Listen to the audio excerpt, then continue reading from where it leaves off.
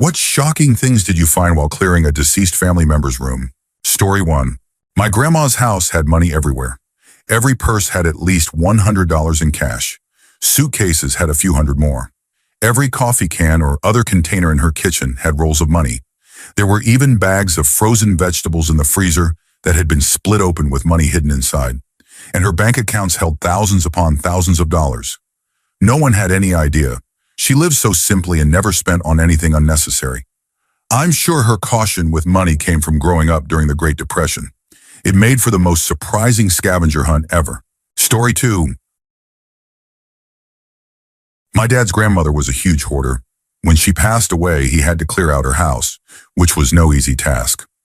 My dad always tells us how you couldn't even see the walls because of the amount of things she had, and how she looked so small walking through the narrow pathways she had made between the piles of objects. After several days of clearing, my dad finally reached her bedroom. It was completely filled with all sorts of items, from around 20 different types of brooms to several harps she had bought during long trips to Europe. He found many surprising things, but the one that shocked him the most was a letter. He discovered it in her bedside table, sealed with wax with the words on the envelope, "To be opened by my daughter only after my death." My dad called his mom immediately since she was her only daughter. With her permission, he opened the envelope and found a letter and a birth certificate. In the letter, his grandmother explained that she had never been able to have children, and both she and her husband felt deeply saddened by it. They were devoted Catholics, living in early 20th century Mexico. She had always wanted a child, so they decided to take a long trip through Europe, from which they returned with a baby, my dad's mom. She had always looked a little different from her family, with very fair skin and the bluest eyes you could imagine. They found her in a nun-run orphanage in the north of France and immediately fell in love.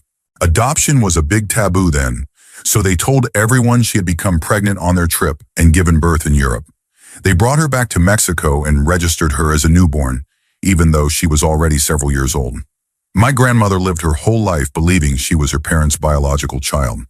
At age 45, through this letter, she found out she had been adopted, that she was older than she thought, and that she was actually French, not Mexican. My dad had to tell her all this over the phone while trying to understand a French birth certificate. She eventually hired a private investigator and found her family in France. But that's another story. Edit. After several years trying to process what had happened, my grandma decided to search for her family to also help with claiming French citizenship. The detective found her biological mother and other relatives. After exchanging letters, it became clear her mother had no interest in meeting her, but surprisingly, her aunt did. Without ever having met before, the aunt traveled to Mexico and stayed for a few weeks. Through her, my grandma learned her mother's story. She had become pregnant at 16, out of wedlock, which was unacceptable at the time, especially in a small town. Her parents forced her to give the baby to the orphanage. This is likely why she didn't want to meet after so many years. My grandma's aunt stayed in contact for life, and my dad even stayed with her in Paris to learn French. Eventually, the adoption story spread in the family, with many admitting they had suspected something because of her striking blue eyes. Now my grandma tells the story lightly and is even happy to celebrate 2 birthdays instead of 1. Story 3. When my mother passed away, I was one of the people tasked with packing up our house. She had been dealing with a difficult ex-husband who would often come around uninvited. My mother knew, but she hadn't told anyone else. While we were taking things down, like pictures, we began finding items hidden behind them. Things like checkbooks for secret bank accounts, or even more unsettling, notebooks full of dates and accounts of times when he had confronted her. She had a restraining order against him. These entries described incidents like damage to her car, being followed and being approached during her daily routine. She had kept all of this from the family. What hurts most is thinking that if she had told everyone what was happening, things might have turned out differently. Story 4. My grandmother passed away after a blood clot. She had several health conditions that no doubt contributed to this. For example, her doctors had decided not to treat her breast cancer, believing it wouldn't progress before other health issues took her. My father, uncle, and sisters were left to clean out her apartment. We found a lot of expired food, like ketchup that had turned completely black. We also found things from when she was well and social, such as her quilting projects and handmade soaps, which were beautiful. One quilt had all our family members' names sewn in their own handwriting styles. One day it was just my dad and me going through her bedside table. We found her journal. Toward the end, the entries were all about how lonely she was, how she only saw her grandchildren twice a year, and how her own children rarely visited unless they needed something. She wrote that she no longer wanted to go on. My dad quietly threw it away so his brother would never have to read it. Story 5. When my grandmother passed, I helped clean up her things. I found a note from when she was with her second husband, who had died in 1995, that she had never given him. She had poured her heart out, saying she couldn't be with him anymore, that she knew the timing was difficult because he was unwell, but she was just emotionally exhausted. She must have changed her mind later, but it was hard to read something carrying so much of her pain and to realize she had been so unhappy during his last year. Edit for context. I believe this was a letter she wrote to cope with the stress of caring for someone sick who had become more irritable than usual. From what I've heard, he didn't handle pain well, but she never spoke ill of him later in life. She loved him, though their relationship was more companionate than romantic. Her true love had been my grandfather, who passed in the late 1970s.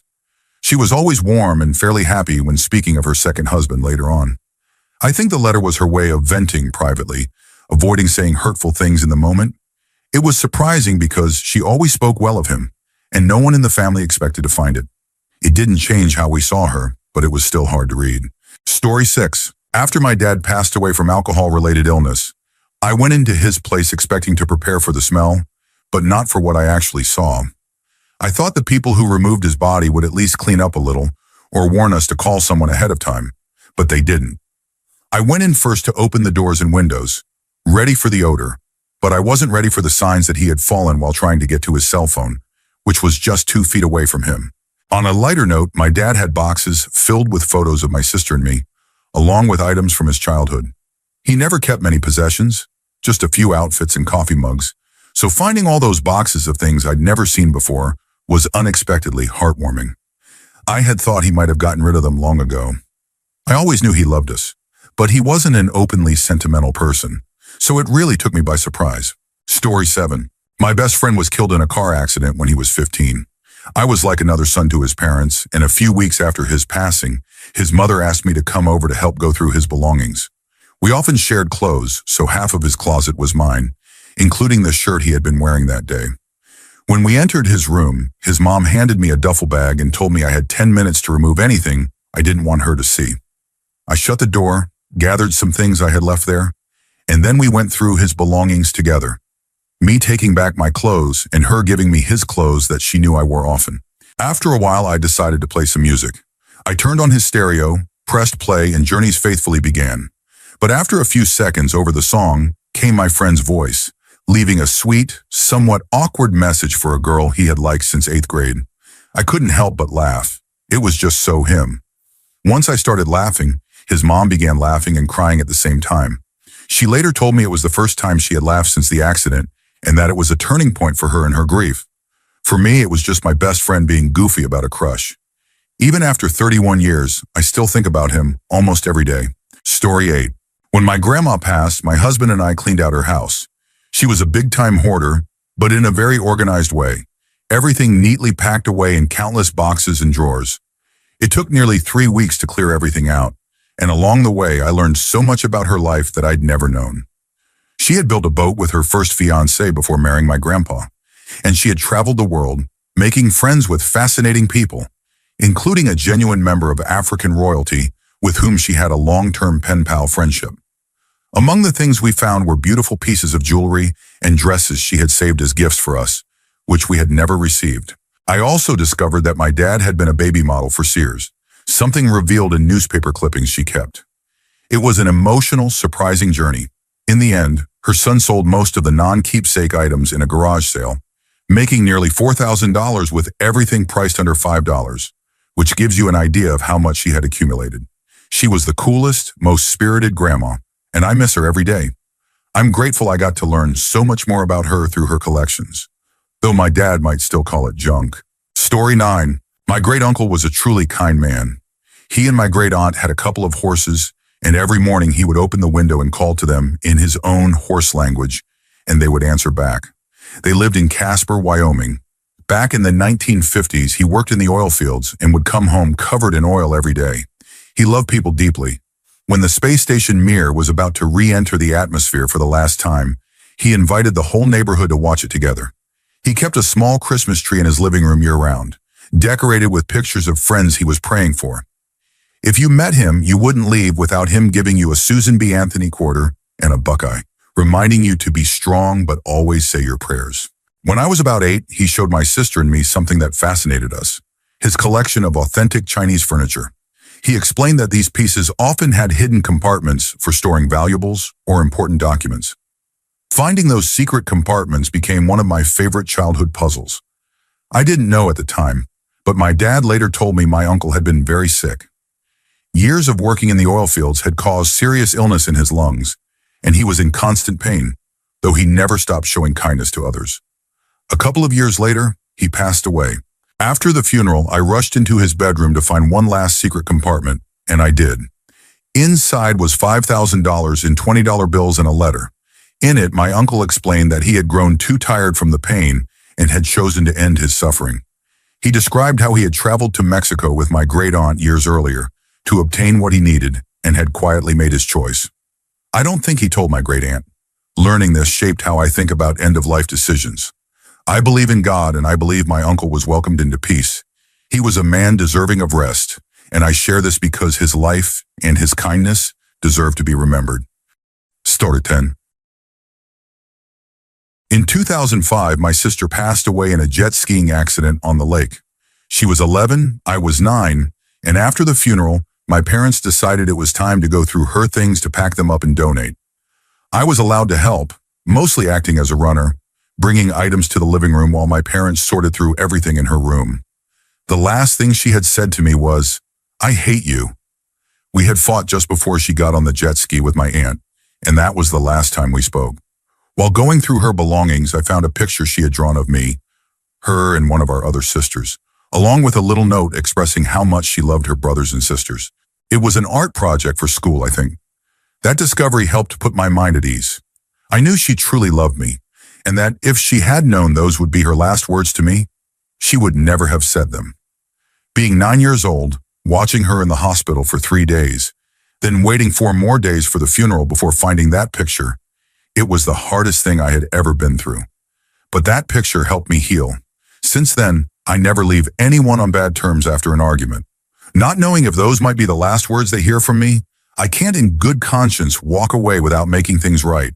Story 11. When my grandpa passed away, we found a lot of things no one knew existed. Some were just photos of him during his time as a Navy captain in World War II, posing with women in the Pacific Islands. That was surprising, but not shocking. Then there was an extensive collection of Betamax tapes, at least 20 of them. My grandma, in disbelief, said, "I always wondered why he kept that Betamax. We only owned one movie, but the most unexpected find was the deed to a house no one in the family knew about. When my parents went to see the house, they found a woman living there, someone we had never met, who said she had been living there thanks to Grandpa's kindness. We later discovered that he had been paying the mortgage and depositing about $5,000 a month into her bank account. She turned out to be his partner, less than half his age. He was in his late 70s and she was 32. She had no idea he was married or had a family. She believed she was simply keeping a wealthy older man company. When he passed, she lost both her home and her income on the same day. It was heartbreaking for her, but the family's anger was aimed at him for betraying my grandmother and the rest of us. Harsh words were said to her in the heat of the moment, something I regret even now. I wanted to like my grandpa. After his obituary was published, we received over 200 letters from veterans saying he had saved their lives in the war. To them, he was a hero. I wish he had been a hero to me too. Story 12. When my grandmother's mother passed away, my grandma didn't get to help clear out her parents' home. She and my grandpa had moved several states away, and she couldn't afford the trip back for the funeral. She only visited months later, by which time her siblings had already gone through everything. She had made a list of items she wanted to keep: her mother's crochet projects, some dishware, antiques, and small keepsakes. But by the time she arrived, they had either been taken or sold. She managed to get a few pieces of silverware from her brother and a vase or two from a sister, but that was all. That is, until she visited another sister's house and saw that she had their mother's flour bowl, a wooden bowl hand-carved by their father, used daily to make biscuits and other baked goods. Her sister, who never baked, planned to use it as a planter. After what must have been a tense discussion, My grandma walked away with the flower bowl and took it home. She has used it for baking ever since, just as her mother had. She has already promised it to me one day, and I know I'll treasure it as much as she has. Story 13. When I was 26, my friend was diagnosed with cancer. He went through chemotherapy, but it wasn't working, so he had to move back in with his parents. About a month after moving in, I stopped by to check on him. While I was there, he asked me if I could go to his house and bring him his computer. He told me, "Call me before you go inside. There's something I need you to do." A few days later, I went to pick up the computer and called his parents' house, but they said he was sleeping. I wondered what he wanted me to do, and for some reason, I knew it was to remove something personal from his house. After loading his computer into my car, I searched for the stash I thought he might be referring to. It took a while, but I found it and removed it. Later that day, I dropped off the computer at his parents' house, and they told me he was still asleep and would call me later. When he called, I told him what I had done, and he confirmed that's exactly what he had wanted. About a month later, he passed away. I was heartbroken, but I felt honored that he trusted me to take care of something so personal for him, so his parents wouldn't have to be the ones to find it. Story 14. My grandfather served in the Navy during World War II, stationed in the Pacific. After both he and my grandmother passed away, we began the big task of cleaning out their small ranch house, where my dad and uncle had grown up.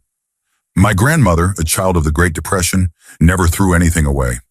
Her house was always tidy, but hidden away, we found boxes of metal hair curlers in the bathroom ceiling, home-canned peaches from 1976 in a secret cupboard, and cash tucked into the pages of books. She had carefully preserved the things my grandpa brought back from his service.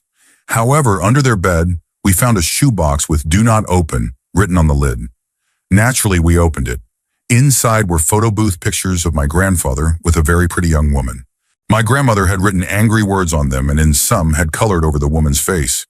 I don't know why he brought those pictures home or why she kept them under their bed, maybe for future arguments. It could have been upsetting, but honestly, it wasn't a shock. He had always been something of a ladies' man, and she was fiery enough to keep him in check. They were married for 65 years before she passed away, and he was never the same afterward. Even though it was a bit scandalous, it was fascinating to see them as young, passionate, and imperfect. I miss them both all the time. Story 15. I work in a retirement community. When someone passes away with no family, a company comes in about a week later and clears everything out, throwing it all away.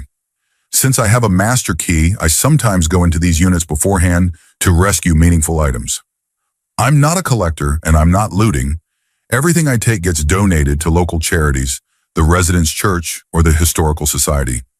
Over time, I found some interesting things: coin and stamp collections, old medications, personal items, military records, including some from World War II Germany, and even antique weapons.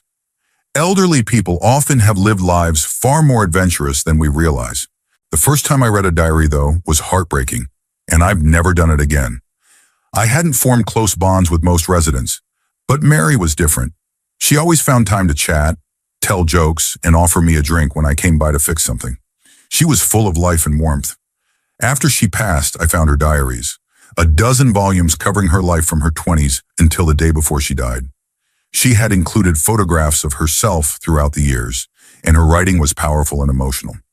In her early years, she wrote with hope about finding her soulmate, sharing poetry, reflections, and personal experiences. By her early 50s, she had given up on that dream, and her writing became sparse and subdued. But in the last 2 years of her life, her words came alive again. She wrote passionately about a much younger man who had reignited something in her, someone she described as attractive, kind, and quietly confident. She never named him, but I realized the timing matched when I began working there. I don't know how to feel about it, flattered, sad, and a bit lost. Mary was an extraordinary person, but I only came to understand that after she was gone. I'm grateful I could brighten her final years, but part of me wishes I had known sooner. Story 16. I became friends with an older gentleman who had no family or friends. He moved to our area, and one Sunday after church, I started a conversation with him. We stayed in touch for about 3 years. I would take him to doctor's appointments, and I think he enjoyed having someone around to keep an eye on him. He became very ill with pneumonia, and since I was the only person in his phone, The hospital called me to let me know he was in a bad state. Being there with him in his final moments was an incredible and humbling experience, and I was glad he wasn't alone. Afterwards, since I was his only contact, his solicitor asked if I would clean out his apartment. While sorting through his things, I found his will and some documents. He wasn't a wealthy man, but he had some rare coins, around $50,000 in a bank account and over $300,000 in shares. His will stated that it was to be divided among certain charities. However, in his diary, I found that he had planned to meet with his solicitor the following week to change his will and make me the sole beneficiary. I simply chose not to dwell on it and moved on, eventually finding an old box of photos, some showing him dressed in a way that surprised me, given his very devout public persona. Story 17. My wife was never much of a gift giver. It stemmed from the way she was raised. Her parents constantly worried about money, which made her and her siblings very cautious about spending. You didn't buy anything that wasn't a necessity. Early in our marriage, I tried giving her flowers, candy, jewelry, and perfume, but she would return what she could and get upset about what she couldn't. She saw it as a waste. Over the years, I received fewer than 10 gifts from her for Christmas, birthdays, and Father's Day, and never anything for Valentine's Day. Eventually, I learned to give her practical gifts like appliances or clothing she could use, which she genuinely appreciated. She tried to overcome her difficulty with spending, but for the first 2 decades of our 29-year marriage, I worked construction and earned very little, which didn't help. About 20 years in, I went back to college, earned a degree in medicine, and started making a much better income. She began to accept and even enjoy flowers and cards for special occasions, though she still rarely bought me gifts. She passed away from breast cancer 9 years ago. While going through her belongings, I found 2 things that touched me deeply. Behind a drawer in her jewelry box was a $100 bill. Odd that she had misplaced it, but perhaps not so odd given her relationship with money. The other was a romantic Valentine's Day card in her dresser, addressed specifically to my husband. I think she bought it but never had the chance to give it to me. Finding it meant a lot during a very difficult time. Story 18. My father was a successful businessman from Detroit. He grew up in a tough neighborhood but managed to get into a good school, earn an engineering degree, and eventually own his own machine shop. Things went well until the 2008 financial crash, which brought a lot of stress.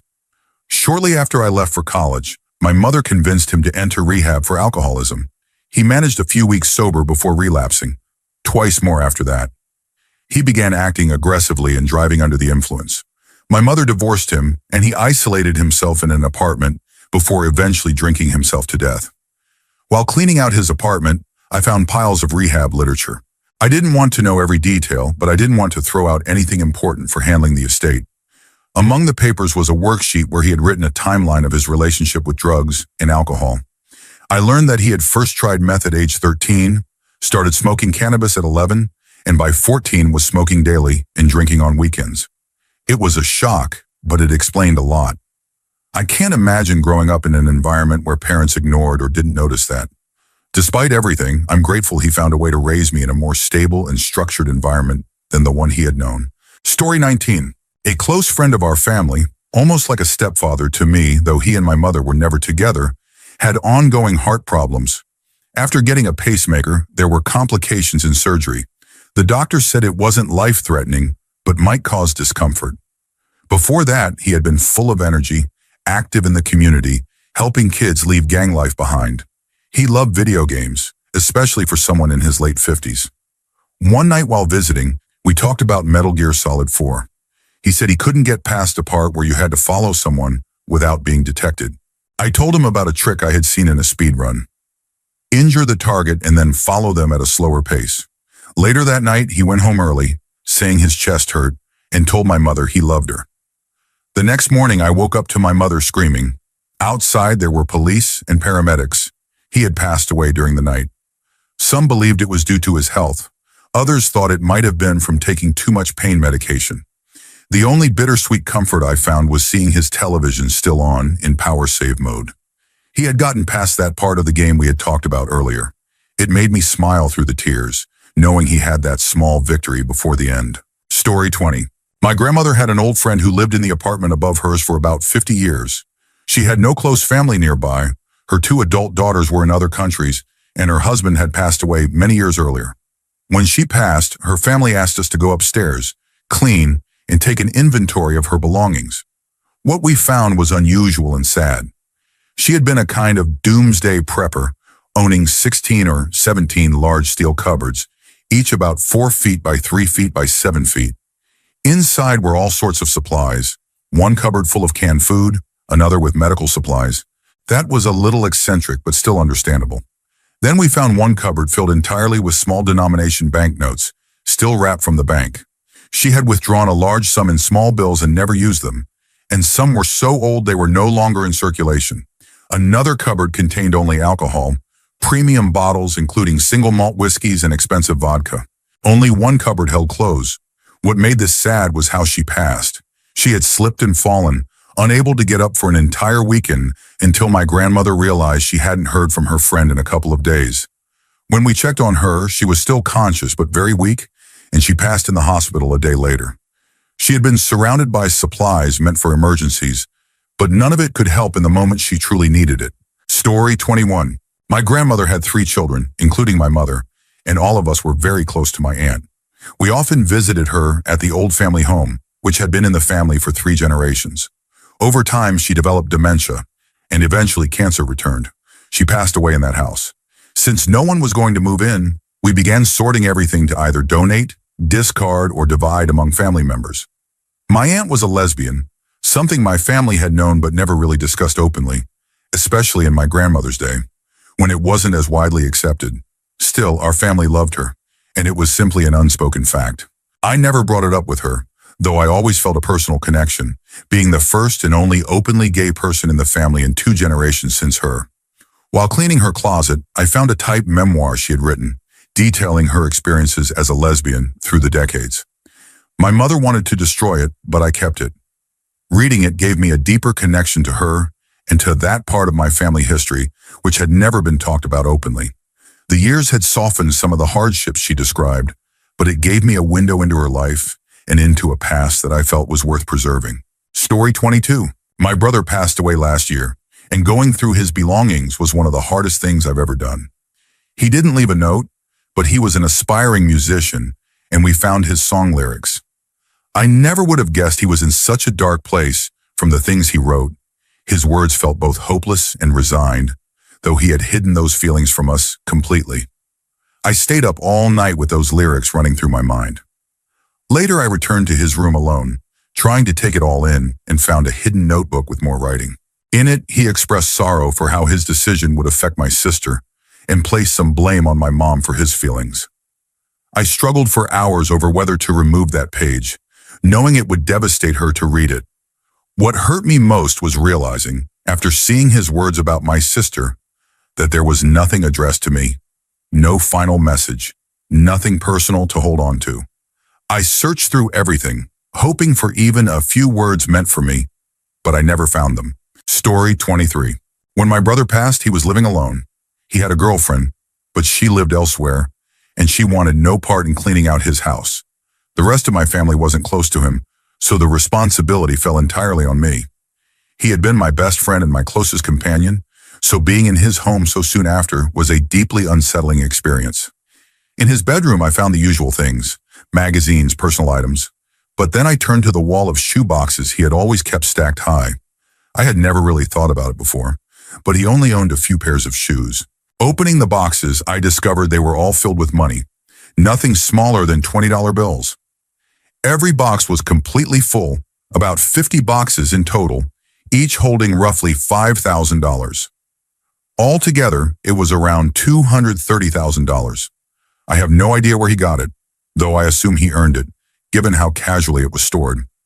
I didn't tell anyone. They hadn't been there for him when he needed them and didn't care to help with his final affairs. I've kept it all safe and plan to use it to buy a house for my wife and me. I see it as a way to honor his memory for years to come and to remain grateful for the brother I had. Story 24. I discovered my grandmother had been an unwed mother when I found her real marriage certificate. She had lied about the year she and my grandfather were married, claiming it was a year earlier than it actually was. We had no pictures of their wedding in a church, only one of them in a family member's living room after the ceremony and a picture of a small cake. My grandmother had always said the film got exposed, and that's why there were no photos. She wore a pink wedding dress, which I'd always found strange, but she told me her sister had bought it for her. The truth was, there had been no church wedding because she wasn't allowed to marry in the church, and she couldn't wear white. Coming from a small town, her family had sent her away to a friend's farm a few hours away during her pregnancy and birth. The wedding was arranged in someone's living room when my grandfather returned from the Air Force on leave. She kept the secret her entire life. I think only her brother-in-law knew, and he never told anyone, not even when we celebrated what we thought was their 50th anniversary, which was actually their 49th. I found out while cleaning her closet and going through her "when I die" binder. The dates didn't match what I had seen on forms, so I did the math and realized why. My mom and her siblings were shocked. Story 25. My father passed away 4 years ago, though it feels like it just happened. It was sudden, a heart attack, and he'd never had any heart issues or even smoked. The night before, he said he had terrible chest pain and couldn't lie down comfortably. We had no idea it could be a heart attack. He even joked that he was going to die, and we laughed. After a sleepless night for him, I left for class in the morning, and just 15 minutes later, I got a message telling me to come home. He hadn't wanted to go to the hospital that night, and in a way, I'm glad. He passed away, surrounded by the things he loved instead of in a room full of strangers. It's especially hard because we had just started getting along really well after a difficult period during my high school years. After his passing, we found out he hadn't been paying taxes for 4 to 5 years, so the fees fell on us. It almost made me laugh because he'd always hated the government. My biggest fear now is forgetting his voice, since I have no recordings of him, but I think it will always stay with me, even if time makes it harder to recall. Story 26. I found out, after my mother passed, that she had been lying to me for years about many things, the biggest being who my brother's father was. I had always believed it was my dad, until one day when I was about 13, she told me my brother's father was actually a close family friend. I was shocked, but I believed her. He did look a bit like my brother, and at the time I didn't think much more of it. When she passed away, I was cleaning out her filing cabinet and found a paternity test she had done on that family friend. It clearly stated he was not my brother's father. From what I could tell, he had never seen those results because I also found receipts showing he had been paying $800 a month in child support, while my dad was paying $300 per child. She had been telling them both they were my brother's father to get money from each of them. This discovery unraveled even more lies. I spoke to both men and learned just how many false stories my mom had told me. It hurt deeply. Even 6 years later, I still wonder how much of my life was based on things she invented. Story 27. My husband passed away recently, and cleaning out his closet has been an ongoing project for the last 2 months. For his last birthday, I took our kids to the dollar store and let them each pick out 27 items for him since he was turning 27. They were toddlers and thought it was the funniest thing ever, so I filmed the whole process and showed my husband. While sorting through his closet, I found a lot of dollar store bags, which was odd since we never really shopped there. Going through them, I discovered that for each child, he had prepared years' worth of birthday gifts, 1 item for the baby's first birthday, 2 for the second, 3 for the third, and so on. There was even a full welcome home baby package for the child born after he passed away.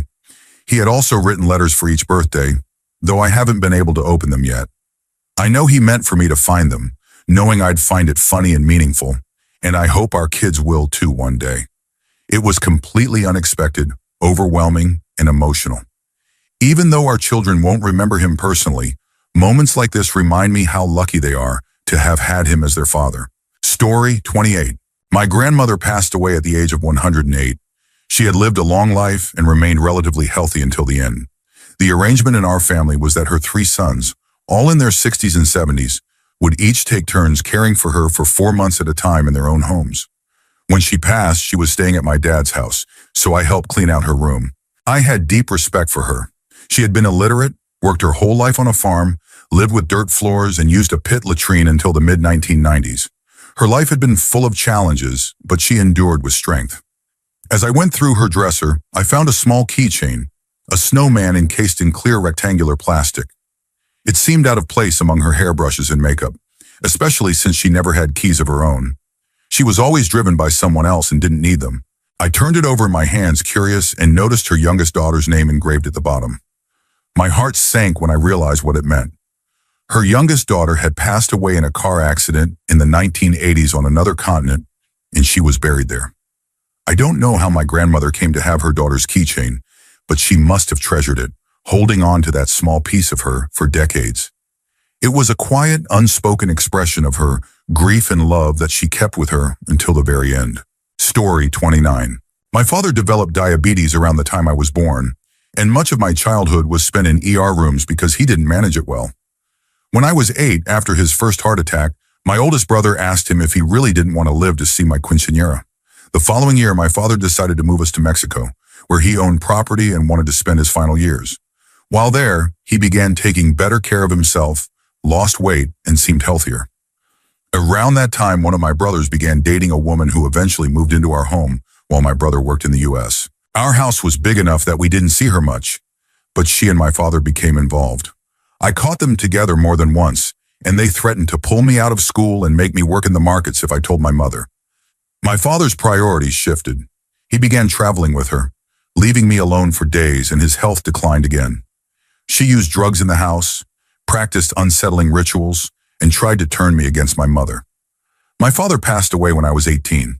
By then, I was living with my mom in the U.S., and although I had told her about his relationship, he denied it, and my brother refused to believe me. My brother was living with him when he passed, but didn't inform us right away. We still haven't been able to enter my father's home because my brother's now wife has legal rights as a resident. It's been 3 years, and the inability to properly say goodbye has left the grief unresolved. My mother's working with lawyers to reclaim the property, and I'm waiting for the day we can finally let my father rest in peace. Story 30. My mom passed away after a long battle with lung failure. For a short time, she moved in with extended family in another state with a better climate, and her health improved. The plan was for the rest of us to join her within a year, but just 2 weeks later, my brother nearly died from a sudden brain infection, requiring multiple surgeries. My mom moved back to help care for him, but her own health quickly declined, and she passed soon after. While going through her belongings, I found her diaries and decided to look for her entry from the night before my brother became critically ill. In it, she wrote that my father had claimed to see a dark, human-like shape in his room that gave off an overwhelming sense of menace before disappearing. The very next day, my brother's life was in danger from a mysterious medical emergency doctors could never fully explain. That event set off the chain of circumstances that eventually led to my mom's passing. Standing there in the basement with that diary in hand, I was stunned, especially because we had witnessed something similar years before. For a while, I felt like we were cursed. In the end, I chose not to tell my dad or my siblings. I hid that diary, believing it was better not to frighten anyone further during an already devastating time. Story 31. My dad had an impressive hidden collection of pipes, rolling papers, and other smoking accessories, along with items designed to disguise them, like shaving cream cans with secret compartments. I knew about most of it and tried to get rid of as much as I could before my mom found it after he passed. But he was creative. Things were hidden everywhere. In the attic, under the house, in hidden compartments in his van, false panels in the walls, even secret drawers at the family business. Every so often, my mom would find something and ask me what it was, and I'd make up some explanation about it being a travel gadget or collectible. In recent years, I realized she probably wouldn't have been as upset about it as I'd thought, especially after seeing her support relatives using medicinal cannabis. Eventually, I told her everything, including the fact that even though he had promised her before marriage that he'd stop, he had continued for decades. She just laughed and said she had suspected it all along and that maybe it had even made him easier to live with. Then she took me to the shed to show me a beautiful 3-foot-tall purple and clear glass piece she'd been trying to use as a vase. But she couldn't keep water in it because it kept leaking out of a hole near the bottom. Story 32. My brother lived alone in a small apartment. When no one had heard from him for a few days, my mom asked me to check on him. It was winter and almost dark when I arrived. The doors were locked and there was no answer, so I had to break in. The living room was dim and eerily empty except for scattered trash. The windows were completely covered and the air smelled stale. As I walked toward the back, I realized the stillness in the apartment was hiding something I wasn't prepared for. My brother had passed away in his bedroom. The scene was deeply disturbing, and I'll never forget the silence in that place. When I returned later to gather his belongings, my dad waited outside, unable to go in. The room still carried the marks of what had happened: abandoned personal items, signs of his final days and his note. Among his belongings, I found notebooks he had partially burned, filled with dark and troubling thoughts, and detailed plans that suggested he had been struggling with much more than we knew. It was an overwhelming discovery and one that still weighs heavily on me. Story 33. My grandmother passed away due to complications from a stroke. She had been a big part of my dad's life, and as he got busier with work, I took over driving her to get groceries or to go see a movie. After she passed, my dad and I cleaned out her condo together. It was a solemn task, and we both found things we wished we hadn't. In her kitchen, I discovered unopened groceries I had bought for her, many of her favorites, suggesting she hadn't been eating well in the months before her stroke. In her sewing room, I found abandoned projects with mistakes she had hidden away, possibly feeling too frustrated to finish. My grandmother, who was of Japanese heritage, had always been careful not to be a burden, though she was never anything but a joy to our family. I also found her meticulously kept financial records, which spanned 70 years, written in elegant handwriting, until the last few years, when they became disorganized and hard to read. One discovery that really stayed with me was a manila envelope full of word puzzles from the daily paper. For years, she had solved them easily, but these had either been left blank or were filled out in the same shaky handwriting as her final financial entries. It was a quiet sign of her declining health. I still do those puzzles every day, just as she did, and every time I solve one, I think of her and how time eventually takes its toll on all of us. Story 34. My gran is still alive, but she has end-stage Alzheimer's and has been in a nursing home for some time. It was my dad who cleaned out her house before it was sold to pay for her care, which is common practice in the UK. While doing so, he found a lot of drawings I had made as a child. One in particular stood out. It was a picture of me, my younger sister, and my gran picking us up for school, and in the drawing my smile was huge. Seeing it made me cry. He also found the glass swan ornaments she used to display when I was little. They weren't valuable, but I adored them, and she always said she'd give them to me one day. She had stopped displaying them years ago and redecorated multiple times, but she had still kept them for me. That meant a lot, especially since I hadn't been able to see her after I was about 4 or 5 because of a difficult family situation. Even though her health and memory have declined to the point where she's no longer the person I remember, finding those things was a reminder that she had kept her promise and remembered me. Story 35. About 10 years ago, my best friend's mother passed away unexpectedly. She had been living alone after her husband died from cancer 6 months earlier. My friend was devastated, so I flew in to help him clean out her house and plan the memorial. The shocking discovery came when, alongside her belongings, the police and coroner found tall cannabis plants in her backyard and a large bag of it prepared for sale. My friend had no idea his sweet, elderly mother had been supplementing her retirement income this way. While we were packing, my friend quietly pulled me aside and showed me a duffel bag filled with more of it, easily several pounds. That evening, after the other helpers left, we decided to try a little in her honor. It was incredibly strong, and we both ended up laughing late into the night. The next day, while continuing to clean, I opened the fridge in the garage and was stunned. It was full of more of the same, including the freezer and drawers. Altogether, there was easily over 10 pounds of high-quality product. My friend, needing to drive home across multiple state lines, didn't want to risk traveling with it, so he left it with a trusted neighbor who had been aware of the growing operation. We never found out exactly what happened to it, but we like to imagine she enjoyed it with friends or perhaps sold it and used the money for something fun. Something my friend's mom would have approved of. Story 36. My dad passed away 15 years ago, and my feelings toward him are still complicated. I always knew he was a private man who kept a lot to himself, but I didn't realize just how much until after he was gone. When we went through his things, we found evidence of a long-term relationship with another woman. Letters and audio tapes he had recorded for her, expressing deep feelings. It was devastating to listen to them, and I ultimately destroyed the tapes because I felt nothing good could come from them. They were found in an unsealed envelope addressed to her, alongside letters. We didn't discover this until after the funeral, so when I met her there, I had no idea who she really was. In hindsight, that might have been for the best. My mom had suspected something over the years, but never had proof. My dad had passed unexpectedly from a heart attack while they were on a vacation for their 30th anniversary, coincidentally in the same place where this woman lived. My mom had even had lunch with them both just days before. There are so many unanswered questions I've chosen to leave alone. We also found items showing different religious affiliations. He had been baptized as a Jehovah's Witness for my mom, but also kept Catholic items hidden away. He owned guns we didn't know about, including one in his car, and had several hidden bank accounts and insurance policies. While the secrecy upset my mom, it turned out he had also set up a lot financially to ensure she'd be cared for if something happened to him. He was far from perfect and lived parts of his life in ways we'll never fully understand. Our relationship was complex when he was alive, and I've decided to let the rest of the unknowns stay that way. Story 37. My grandparents divorced long before I was born, and their separation was bitter. They never spoke, and when they unexpectedly saw each other at my sister's wedding more than 25 years later, my grandfather simply turned and walked away. Over time, I learned that my uncle, their youngest son, was believed by my grandfather to have been fathered by another man. My grandfather discovered this when my uncle was a teenager, and their relationship ended there. After they divorced, my grandmother and uncle went one way, and my grandfather another.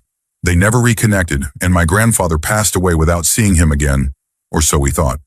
While going through my grandfather's belongings, my sister and I found keepsakes related to my uncle, including his high school graduation program with his name circled. He had attended the ceremony quietly, staying in the back so my grandmother and uncle wouldn't see him. When my uncle came to the funeral, it was the first time he'd been near his father in almost 40 years. I was able to tell him that his dad had cared, showing him the graduation program as proof. It was bittersweet, so much love lost over decades, but I was grateful I could share that truth with him. Story 38. My grandmother had been living with COPD for as long as I could remember, a result of smoking in her younger years. Over time, I watched her abilities slowly fade, from walking around without issue, to getting winded just going down the stairs, to eventually needing an oxygen tank around the clock, along with increased nebulizer treatments, and finally relying on a motorized chair. It was hard to see, and it became a constant reminder for me of why I never smoked or used anything that could harm my lungs. She herself often told us to take her as an example of what could happen. Eventually, she caught pneumonia, which made her very ill and required her to move into an assisted living facility. After her pneumonia cleared, she was given permission to return home, but not long after, she passed away from a heart attack, likely worsened by lingering complications from pneumonia and her already fragile condition. My uncle, her son, was the one who found her, and it deeply affected him. That whole period was incredibly difficult for our family. When we cleaned out her apartment, we found something unexpected. Stashed behind her dresser was a half-empty pack of cigarettes. As much as I wanted to believe it might have been an old keepsake from decades ago, the fact that she had only lived in that apartment for a year or two made it hard to think it just happened to be there by chance. It was a bittersweet find, both a reminder of her struggles and a part of her story we hadn't known. Story 39. I was working as a mortician at the time, and I had been in this job for a few years before the small company I worked for was bought by a much larger one in France. I remember one particular case involving a young boy. We had a tradition of drawing straws to decide who would handle children's services because they were always the most emotionally difficult and no one ever volunteered. This time my team and I lost. We went to collect him from the Necker Hospital in Paris, which specializes in pediatric care. We arrived early to ensure everything would be done perfectly, as we knew the family would be on edge that day. I was usually the one who prepared the bodies after receiving them from the morgue, so I gently moved him from the cold storage to the preparation table. He was so small that I was careful with every movement, worried about causing damage. His legs were curled to one side and his head was turned slightly, which would later become important. The thanatopractor had done an excellent job. His face was preserved perfectly. Even his tiny nose was intact thanks to careful work. His hands were clean and easy to arrange, and aside from the position in which he had been preserved, everything was in good condition. The family had brought clothing for him, so I dressed him with care. Though because of the way he had been positioned, it was especially difficult to put on the trousers. Still, I managed without undoing any of the careful preservation work. I fixed his hair neatly and gave him a gentle, peaceful expression, a little mortician's trick that tends to bring some comfort to grieving families. Everything was going well until we tried to place him in the coffin. Because of the way he had been preserved, his legs and head wouldn't fit properly. Just then, the ceremonial master came in to say, "The family is here. Hurry. We had to act quickly. Using one of our warm coats, we wrapped it strategically around his legs to adjust their position. For his head, we rolled another coat into a small support and placed it under his ear to keep it aligned. We then used the blanket and other items the family had brought to conceal the adjustments. The coffin closed perfectly, and there were no delays. The family never noticed anything unusual, and the ceremony went smoothly. Somewhere, that boy rests with two of our warm coats, perhaps not the most remarkable items, but they made it possible for us to give his family a dignified farewell. Story 40. I had an employee who lived at my workplace in a small one-bedroom space with a kitchen and bathroom. It had once been a locker room before he made it his home. He was a friendly man, always smiling, and he worked extremely hard doing very difficult tasks. We handled the collection and processing of animal remains for hides, which was tough work. One Wednesday night, a driver mentioned to me that he'd been acting strangely after hours, but I didn't think much of it at the time. By Saturday, my dad called to tell me something had happened. He hadn't been seen for days, and when they couldn't get into his room, they removed the window unit and found he had passed away. The police came, and afterward, my father, being unwilling to hire a professional cleanup service, told me the responsibility would fall to me. While I was cleaning, another employee mentioned that he had quite a bit of cash hidden in his room. I began searching his belongings and found around $3,000, but as I went through more of his things, I began to feel an overwhelming sadness. I found papers from past stays in mental health facilities, notes from times he had been under observation, and informational flyers about basic personal care. There were more than 50 hats, as many pairs of jeans, unopened school notebooks, art supplies, and countless pencils and sharpeners. It dawned on me that he likely had very limited formal education and may have been introduced to harmful substances at some point, which left lasting effects. Despite his challenges, he was vulnerable, gentle, and seemed to carry a childlike innocence. Among his belongings, I also found religious pamphlets and letters from a group that seemed more interested in his money than in truly helping him. He was clearly trying to improve himself and find hope, but it seemed he had been fighting a battle entirely on his own. In the end, we finished cleaning the room, though no one has lived in it since. We located his sister through one of his journals and gave her both his belongings and the money. She had no idea where he had been or how he had been doing. I still think of him often, his laughter while working, his kindness despite hard circumstances, and the way he found joy in small moments. His absence left a quiet space in our workplace, but his memory stays with me. Story 41. I come from a very traditional household. I'm Native American Lakota, and in our culture, when someone passes away, we burn their clothes and the things they slept on to help them cross over into the next life. We're allowed to keep small items like trinkets, memorabilia, and other meaningful keepsakes. When my grandmother passed, she left behind 9 children, more than 60 grandchildren, and over 30 great-grandchildren. Everyone believed she was recovering in the hospital, and she was even supposed to come home the very next day, but she didn't make it. She wasn't a hoarder, but she kept important documents, everyone's birthdays, stacks of cards ready to give out, and all kinds of letters addressed to family members. She never kept a journal to record her personal thoughts, but she had memories and stories connected to each of us. The weekend she passed, our entire family came together from all over the country. The first time in more than a decade. The last time she had tried to gather us was for a Christmas dinner in 2005. But that reunion had ended emotionally, with her in tears. This time, as the women of the family sorted through her drawers and boxes, we found pieces of her connection to each of us. I was given a cup she bought for me when I was accepted to KU, a symbol of how proud she was. There was also a damaged Polaroid she had taken when I got my driver's license, back when I was working on my associate's degree before transferring to a 4-year college. My cousin received a photo from when he made it into Sports Illustrated for basketball.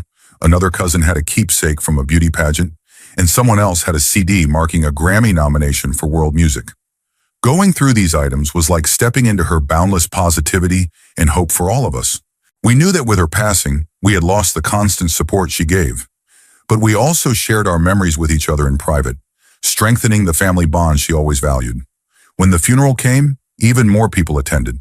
The first night of the wake, we actually ran out of food, and people waited outside in their cars for their turn to enter the gymnasium, which could hold more than 500 people.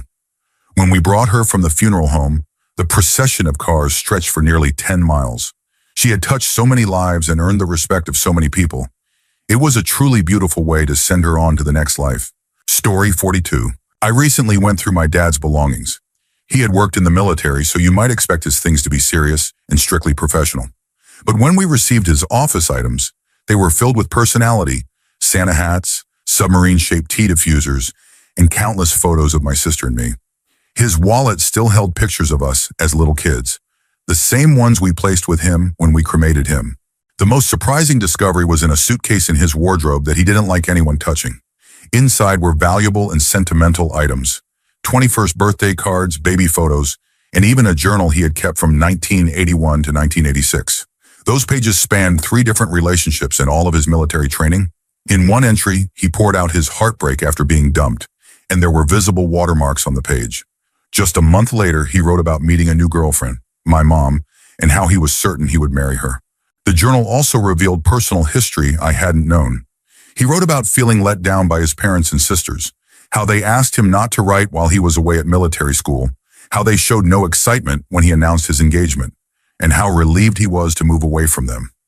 Reading that helped put a lot into perspective, especially since those same relatives have acted like they were deeply close to him after his passing, despite their distance when he was alive. My favorite part of the journal was how casual it was at times. Complaints about his drill sergeant, descriptions of tough days, little slices of daily life. There were a few entries I skipped because they were more personal than I wanted to know, but overall, it was incredible to have his words from when he was my age. It gave me a window into the kind of person he was and showed me how much of him lives on in me.